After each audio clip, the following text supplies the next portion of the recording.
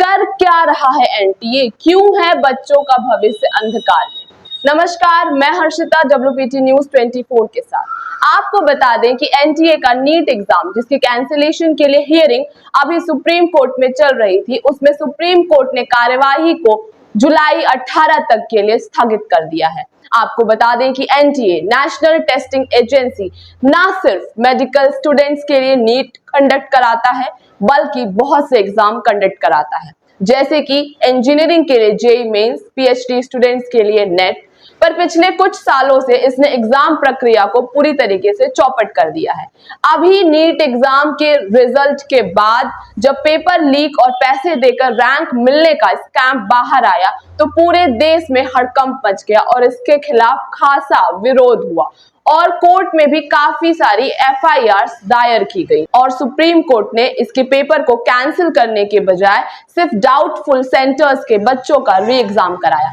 लेकिन इसके बाद भी री एग्जाम का केस चल ही रहा है और सुप्रीम कोर्ट ने आज उस प्रक्रिया को स्थगित कर दिया है 18 जुलाई के लिए, ताकि सीबीआई अपनी नई रिपोर्ट्स को वहां पे दाखिल कर सके। लेकिन इन सब के बीच एक दूसरा बवाल भी सामने आया। नेट एग्जाम जो कि असिस्टेंट प्रोफेसर और पीएचडी स्कॉलर्स के लिए कराया जाता है, उसकी परीक्षा 18 जून को हुई, लेकिन 19 जून को इस पेपर को ये कहकर कैंसिल करा दिया गया कि पेपर लीक हुआ था और ऐसी कोई एविडेंसेस मिली हुई है और इस मामले को सीबीआई को सौंप दिया गया। और फिर उसके बाद कुछ दिनों में एनटीए ने री एग्जाम की डेट्स भी बाहर निकाल दी, लेकिन हाल फिलहाल में सीबीआई की रिपोर्ट के मुताबिक पेपर लीक नहीं हुआ था, वो जो एविडेंस आए थे वो फेक थे। अब सवाल ये खड़ा होता है कि अब इसके बाद एनटीए क्या करेगा, क्या वो री एग्जाम लेगा, और अगर री एग्जाम लेगा तो किस बेसिस पे लेगा। जब पेपर लीक ही नहीं हुआ तो फिर इतने सारे 11 लाख बच्चों को दोबारा पेपर के लिए बुलाना कहाँ की समझदारी है। और जब उसने ऑलरेडी री एग्जाम की डेट्स दे दी है तो क्या वो ऐसे में अपने फैसले को वापस लेगा। ऐसे कई सवाल सामने खड़े होते हैं।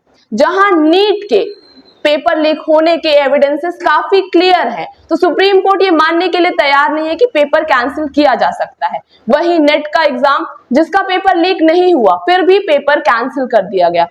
अब ऐसे में बच्चे क्या करें, उनके सामने बड़ी दुविधा हो गई है कि आखिर करना क्या चाहिए। जहां उनके एडमिशंस ऑलरेडी हो चुके होने चाहिए, वहां वो घरों में बैठे सिर्फ सोच रहे हैं कि आखिर होगा क्या, क्या फैसला आएगा, और कोई लॉजिक, कोई रीजन नहीं है। सिर्फ उम्मीद की जा सकती है कि कुछ अच्छा होगा। ऐसी खबरों के लिए जुड़े रहिए WPT न्यूज 24 के साथ। धन्यवाद।